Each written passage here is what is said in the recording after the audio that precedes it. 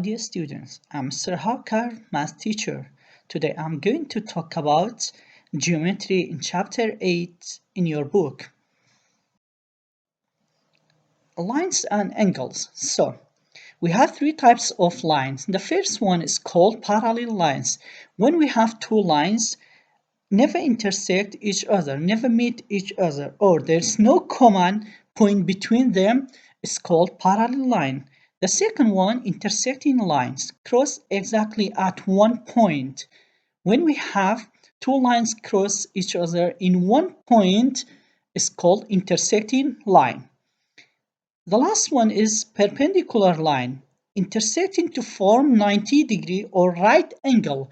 When we have two lines cross each other in 90-degree or we get 90-degree is called perpendicular line.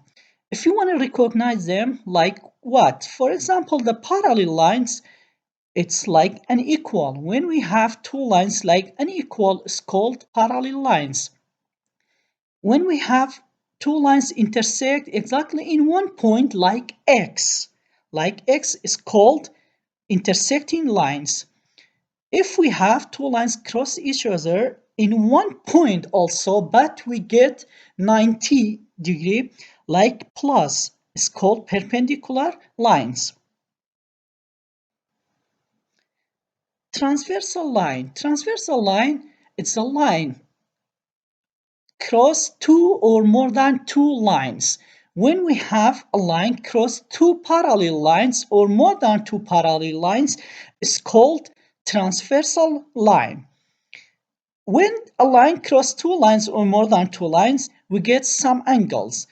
We have interior angle or exterior angle. Interior, it means inside. Interior, inside. Exterior, outside. So, for interior angle, we have 3, 4, 5, 6. Look at the figure in the right. We have 3, 4, 5, and 6. It's inside, between two lines. It's called interior angle. For exterior angles, exterior, it's outside. Outside 1, 2, 7, and 8. It's outside, so it's called exterior angle. Also, we have alternate interior angles. They are interior angles separated by transversal line.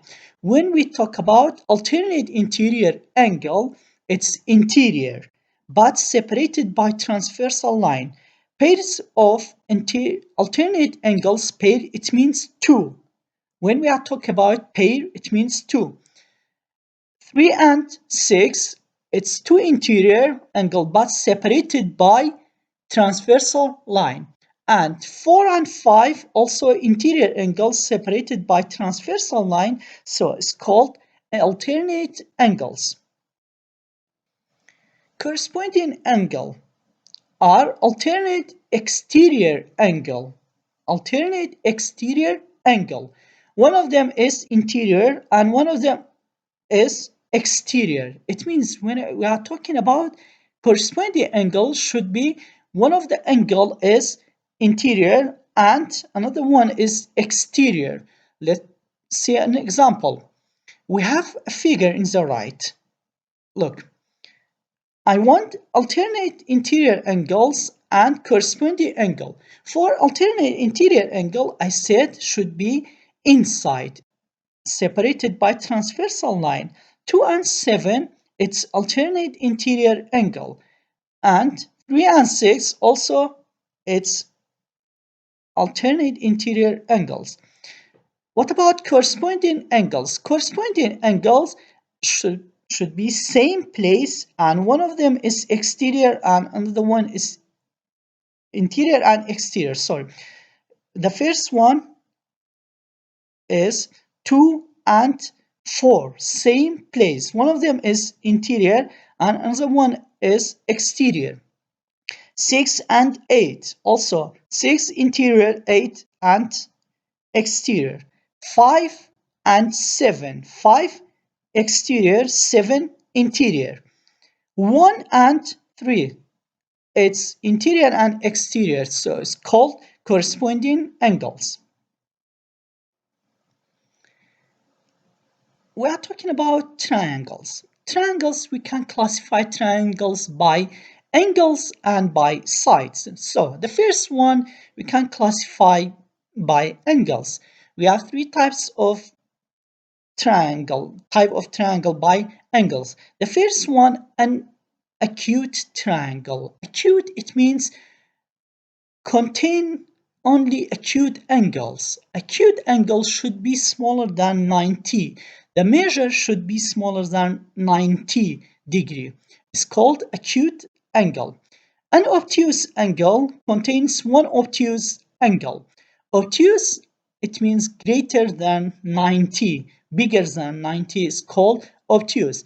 Right triangle contains one right angle. One right angle, only one right angle is called right triangle. Right angle, it means 90 degree. Smaller than 90, it's acute. Greater than 90, it's an obtuse. So there's a question for my little genius. Can we find triangle, or can we draw triangle with two right angles? With two right angles, can we draw it or not? I'm waiting for your answer. So we have a triangle can classify also by sides, by the length of sides. We have an equilateral triangle has three congruent sides. Congruent, it means same, should be same. The first figure we have 4 meters. All of the sides are 4 meters. So this one is called equilateral triangle. The second one is an isosceles triangle. Has exactly two congruent sides. Two of them are congruent. 5. The last side is 3 meters. Scalene triangle. Scalene triangle, all sides are different. If we have all sides are different, it's called scalene triangle. Quadrilaterals. We have a lot of type of quadrilaterals, but I'm talking about 5 of them. The first one is parallelogram. Opposite sides parallel and congruent. It means the opposite side parallel and congruent, same in length or same measure, same distance. It's called parallelogram. Rectangle. Parallelogram was 4 right angles. We have a parallelogram with 4 right angles is called rectangle. Rhombus. We have parallelogram with 4 congruent sides. All sides are equal, but it's not right angle. It's called rhombus. Square.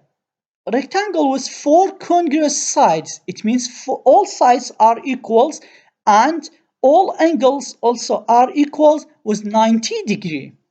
Trapezoid. It's a quadrilateral with exactly 2 parallel sides. Circle. In circle, we need to know 4 things in circle. One of them is called center. Next, we need to know about radius, and we need to know about diameter, and the last things we need to know about chord. So, center, only one point in the center of the circle is called center. Radius, a line segment with one endpoint at the center of a circle and the other endpoint on the circle is called radius. When we have a line segment from center to the circle, is called radius. Diameter, a line segment is passed through the center is called diameter. Also diameter, it's a twice of radius. When we have radius times it by 2, we get diameter. Chord.